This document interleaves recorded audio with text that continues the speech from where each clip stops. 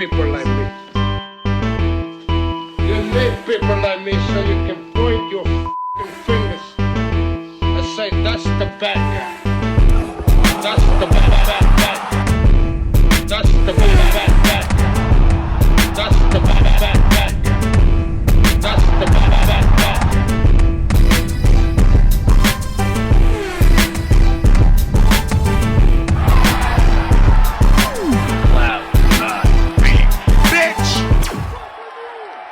Welcome to the mother relay. We're covering today's top boxing news. Okay, we'll start with this. Fresh on the heels of a career-best win over then unbeaten champion Jamie Mitchell, Nina Hughes has been officially picked up by Matchroom. That's right, the newly crowned WBA bantamweight champion will be boxing under the Matchroom promotional banner moving forward. And with that, Matchroom doubles down on their stake in the women's bantamweight division in that world title picture, irrespective of what happens this weekend. Whether Ebony Bridges successfully defends the blue belt or she loses it to her longtime rival, Shannon O'Connell, Matchroom will still have at least one reigning champion in their stable, and that which their fighters can fight for. Shannon Courtenay, who's supposed to be in action this weekend opposite the ring Gemma Rueg. Ebony Bridges, whether she wins or loses. If she wins, they can do a unification match between her and Nina. But even if she loses, even if things go sideways, they can still build Ebony back up and give her an opportunity, a shot at Nina's WBA title. Nina is one of 4 reigning champions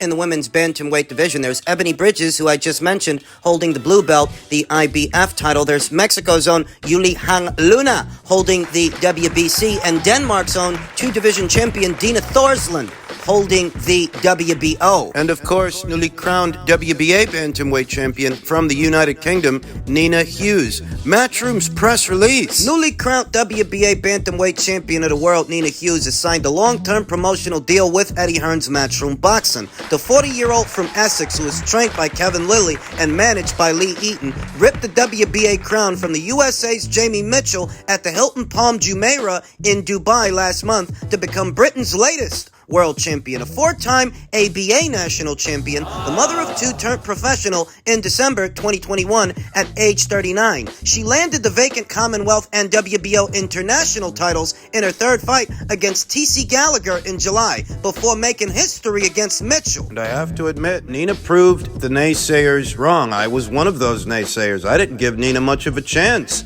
against Jamie Mitchell. Hell, I didn't give Nina much of a chance of even becoming a world champion. Not in today's densely populated, talent-rich bantamweight division. The odds seemed far and few for Nina, but that's why we watch. To watch the fighters prove us wrong. And beat the odds. It was an amazing feeling being crowned world champion, said Hughes. It made all the hard work and sacrifices over the years worthwhile. My dreams had finally become reality. Hopefully, it inspires girls around the world to follow their dreams and take up boxing no matter what obstacles get in the way. Not many people believed I could do it because of my age, apart from my team and the people around me that know me well, so I was glad to prove everyone wrong. I'm really excited to be teaming up with Eddie Hearn and Matchroom. I'm looking forward to boxing on the big stage in some big, exciting fights. The aim will be to win more world titles and unify the bantamweight division. I want the big fights that people want to see. She's not wrong. I didn't give her very good odds to become a champion. You look across that bantamweight landscape, and it's one of the more densely populated, talent-rich divisions in the entire sport, with 4 separate reigning world champions within it. At 40 years old, I really didn't think she could pull it off, but she did. I'm delighted to welcome yet another world champion to the Matchroom stable in WBA bantamweight champion Nina Hughes, said Matchroom sport chairman Eddie Hearn. This is quite a remarkable story. After an impressive amateur career, Nina waited until she was 39 years old to turn pro, and within 12 months captured the world title against highly regarded Jamie Mitchell on away soil. She has now put herself in the frame for huge domestic unification fights, and we look forward to delivering what she deserves in 2023. I am over the moon for Nina, said Lee Eaton. Nina came into the game very late, turning pro at 39, and within 12 months, she had 5 pro fights, won the WBO International and Commonwealth titles, and then gone over to Dubai and beat the current WBA world champion very comfortably. When I signed Nina, we always had the aim of becoming world champion, but to do it this quick is incredible. We want the big fights straight away. Shannon Courtenay or Ebony Bridges next would be ideal. With Matchroom's backing,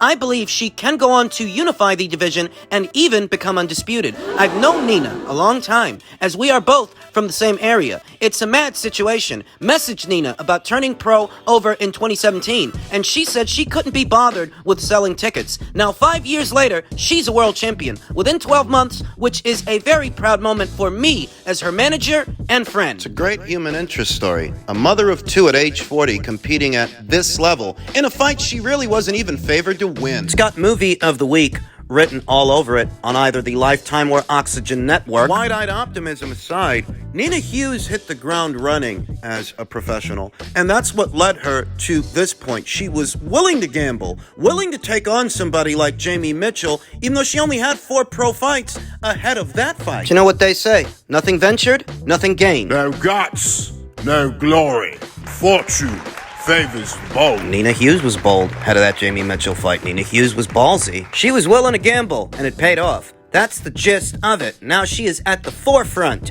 of the women's bantamweight division. Gotta love the sport of boxing. Stories like Nina's are why. Just like that. There is now an added incentive for Ebony Bridges to beat Shannon O'Connell. More than just bragging rights, more than hanging on to her title, she now has the opportunity to unify titles with another Matchroom fighter that's right there. The same applies to former WBA champion Shannon Courtenay, who's also going to be in action this weekend. Just like that, Nina Hughes steps into the spotlight.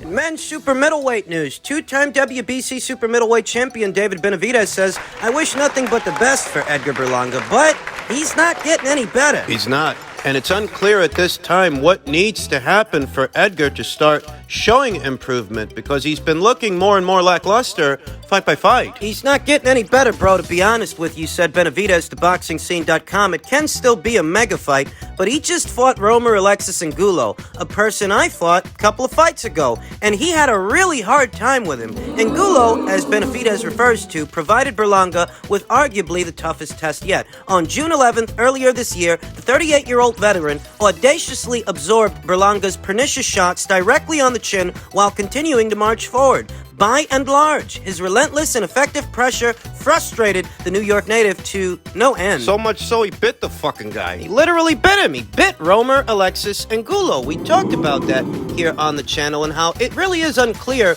what needs to happen, what needs to change for Edgar to start showing improvement, because his corner situation has changed. He's not with Andre Rosier or Kay Karoma anymore. And he's still looking progressively worse, fight by fight. No matter who they put him in there with. Benavidez, though, is uninterested in chastising the up-and-coming prospect for his recent actions. Instead, he crosses his fingers in the hopes that Berlanga will develop his overall skills. But at this stage, Benavidez is convinced that the likelihood of Berlanga reaching the top of the super middleweight mountain is incredibly slim. I wish nothing but the best for Edgar Berlanga, but I don't really feel he's on that level right now. He's not. I don't have a very high opinion of David Benavidez, you understand. Not as high as some others, but I would pick David to batter Edgar Berlanga, and I'd pick him comfortably to not only win that fight, but win that fight by way of knockout, because that's how poor Edgar Berlanga has been looking. Ever since the Coceres fight, where he walked into a shot and got sat on his back pocket. He hasn't been the same since. It seems that the matchmakers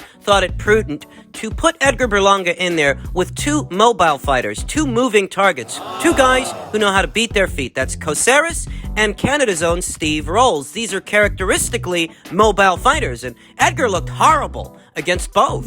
So the corner situation changes. He gets a new trainer. The matchmaking changes. Instead of them putting him in there with a guy that's going to move away from him, they put him in there with Romer Angulo. A mid-range to inside fighter. A come-forward and aggressive fighter that would give Edgar all the opportunities he needs to get off his power shots, because Edgar Berlanga was billed as a power puncher. That's the reputation that he developed over time as a result of all those early knockouts. And even in that fight, Edgar decided to try to fight off the back foot. Edgar decided to try to move lateral and be more of a boxer than a puncher. Looked horrible doing it. He can't seem to stay in character, no matter how you match him. And the people at Top Rank and their matchmakers, they're not stupid, you know. They're seeing the same thing that we're seeing, which creates a very interesting situation. What are you supposed to do with this guy moving forward? Because he's still under contract, but he's not showing any improvement. The people at Top Rank know it, and their matchmakers. Edgar's handlers, his management, they know it as well. Yo, the people over there at Top Rank, you ask yourself, how much longer are we going to have to spend money on this guy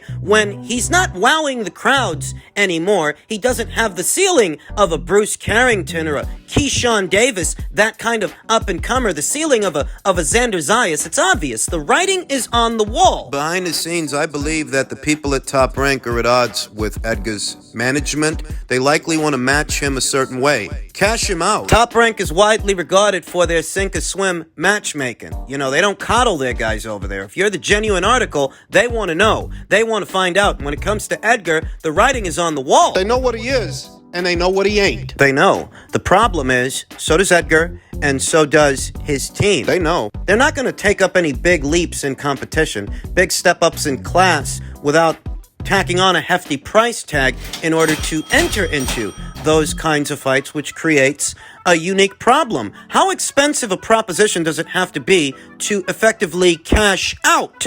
Edgar Berlanga. I think these guys are stupid. They're not just going to fight anybody, not just anybody. They're not stupid. Edgar was last in action in July, but he suffered a 6-month suspension as a result of the biting Romer Angulo. And if he's smart, he will have used that time wisely to graft and hone his craft while he's away from the spotlight and moving further into the back of the boxing community's minds. If he's smart, he'll have been working on things this whole time since he's set to sit out the rest of the year. He hasn't fought since July. If not for the bite, if not for the suspension, if not for the piss-poor performance, Top Rank likely would have got this guy out there one more time before this year was out. Perhaps it's a blessing in disguise for Edgar that they didn't. Time away from the spotlight, time away from the scrutiny, time away from the pressure, even though the pressure still looms. Optimistic, I know, but you have to wonder how exactly has Edgar Berlanga spent time away from the ring, since it has been some time since he last fought.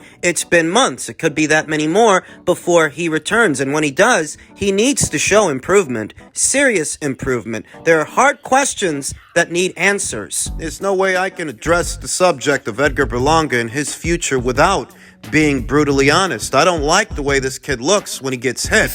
He freezes when he gets touched. He seems chinny to me. He seems fragile. His power isn't everything it was billed to be, because if it were, he would have at least been able to take out Romer and Angulo. You know, two guys that are moving away from you, that might take something off the punch. It might offset your power. But a guy who's coming forward, a guy who's looking to stand in front of you and let him go, you couldn't put a dent in that guy. And Edgar, to the eye, he's not a boxer at best. At most, he's a puncher, a very limited puncher. Maybe you should take some steroids. What the fuck is wrong with you? Just a suggestion. I don't know what the hell's gonna happen with this guy. Like I said, I think it's opening up doors. I ain't gonna lie, I ain't really trying to be in this too much longer. So that's the answer right there for you. How old are you now? 28? 28. Yeah. How much longer are you expecting to do it? Once I get them guys out of there, I'm gone. Is that right? So let's say like 30-ish, something like that? Why do you want to get out so soon? Just make the money and just go? It's about, I want to just help people that's coming behind me. I feel as though that's more important. Gervonta Davis ain't the only young fighter that wants to call it a career early, seemingly early. Some time ago, Ryan Garcia said that he'd like to retire from the sport at age 26, I believe it was, to go on and do other things. In truth, I believe that both Ryan and Gervonta are more or less cut from the same cloth. They don't want the same things that some other fighters want. It seems they want to make off like bandits, the both of them. Make the money, take the money, and run. Gervonta Davis is coming up on 30 years old, more or less. I mean, he's closer to 30 than he is to 20. And Ryan Garcia, I think he's 24, coming up on 26, more or less. And we'll see if he holds to what he said before. Would he really retire at age 26? If he retires at 26, and Gervonta retires at some point at or around 30, they will not have lived up to the expectations that some had set for them some time ago. I mean, Gervonta Davis, he ain't got a Hall of Fame career. Gervonta Davis very recently parted ways with Mayweather Promotions, at least seemingly on the surface. There are still naysayers. There are still people that aren't convinced. He's a man now, you know. He's not the same age that he was when he first jumped on board with Floyd Mayweather's promotional outfit. He's a grown-up now with a mind of his own. And that could be what we're looking at. And as an adult, with his own mind and his own feelings and his own desires, he probably doesn't love this thing. You know, that's the one thing that he can do. That if he don't want to box no more, neither Floyd Mayweather or Leonard Ellaby or Tom Brown or Al Heyman for that matter, they can't force him. They can't make him keep boxing. They can't. Not contractually, they can't make him keep fighting. So if he wanted to call it a career, if he really did, he could, and they would be powerless to stop him. But so long as he's fighting, so long as he's still boxing, still fighting, contractually... Maybe not Floyd and Leonard, but Al Heyman certainly. He'd still have ties to Gervonta Davis. I've no doubts he'd still have ties to Gervonta Davis's career so long as his career continues. He made some mention of taking out the other guys. I'm going to assume he's talking about Shakur Stevenson. I'm going to assume he's talking about Devin Haney, though those sound like empty promises coming from a guy who's contemplating retirement in what are his prime years. I mean, these are supposed to be the best years of Gervonta Davis's career as an athlete, as a fighter. And this is what he's thinking about. This is what he's contemplating after having so parted ways with Mayweather Promotions. Is that why? Guy seems stressed. He does have 1 or 2 court dates pending. Some situations that we've discussed here on the channel. Ultimately, Gervonta Davis looks to me like a guy who don't love this thing no more. He's seen behind the curtain during his tenure with Mayweather Promotions. Someone who he perhaps idolized in his youth, though no longer looks up to now. Maybe not through the same lens, not through the same scope he may have years ago when he was a much younger man, more wide-eyed and more naive. If he were to retire, you know, after the Ryan Garcia fight, or perhaps 1 or 2 fights after that. Based on what he's done so far, he gets into Canastota. There's a lot of people that tell you Gervonta Davis ain't got a Hall of Fame career, not right now. And if he were to retire this early, well, he definitely falls short of expectations, him being the next Mayweather, being mentored by Floyd Mayweather. Things didn't go to plan. If he were to retire this early, he's nowhere near as accomplished as Floyd Mayweather. Having fought the fighters that Floyd Mayweather fought, made the money, being the box office draw that Floyd became. Gervonta's not that. He's not. Floyd went on to become not just the cash cow of his era, but the pound-for-pound #1 fighter in the sport. Gervonta Davis is not now, nor has he ever been, that highly touted. Hell, some people will tell you there's nothing pound-for-pound about this kid or his career. His tenuous claim, being a 3-division champion, yeah, maybe if we count secondary titles, baby belts. Gamboa for a secondary title at 135. Mario Barrios for a secondary title at 140 at a time when there was a reigning undisputed champion there. You're Hall of Fame worthy. You're a 3-division champion. This is what people are going to ask themselves when they reflect upon Gervonta Davis's career and ask themselves, is he a Hall of Famer?